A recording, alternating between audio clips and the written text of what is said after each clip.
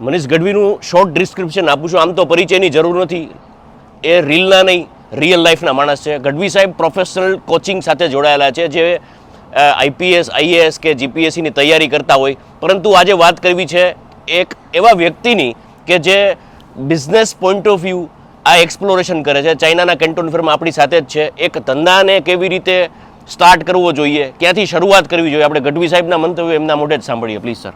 હા, સૌથી પહેલાં રીતેશભાઈ હું એટલું કહીશ કે હું અહીંયા એપ્રોક્સિમેટલી 4-5 દિવસથી જે હું જોઉં છું તો હું મેસ્મરાઇઝ છું કે આજે આપણે ત્યાં બેસીને ઘણું બધું વાંચ્યું છે ચાઇના વિશે, ચાઇના તે, પણ એ લોકો એના કામ પ્રત્યે જે ડેડિકેટેડ છે અને ડેડિકેશન એમનું જોઈ અને મને એવું લાગે છે કે ક્યાંક ને ક્યાંક આપણે શું ખામીઓ કરી રહ્યા છીએ, રાઈટ, આપણે ક્યાંથી સુધાર કરવો જોઈએ.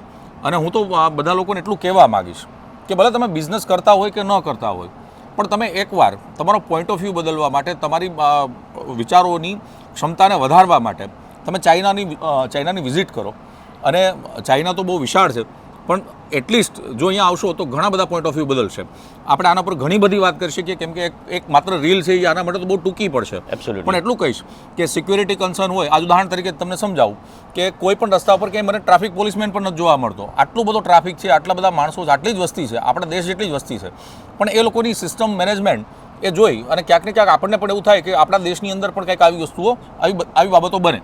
અને દરેક બિઝનેસમેન માટે તો એક ગોલ્ડન ઓપોર્ચ્યુનિટી છે કે એને એક વખત કમસે કમ વિઝિટ કરવું જોઈએ. એબ્સોલ્યુટલી. ઈચ્છા શક્તિ બળવાન. અગર ખરેખર ઈચ્છા શક્તિ કેળવવી છે તો આને ઇમ્પ્લિમેન્ટ કરવાની શરૂઆત ક્યાંકથી થઈ શકે, પરંતુ નથી કરવી તો હજી સુધી આપણે કર્યું જ નથી.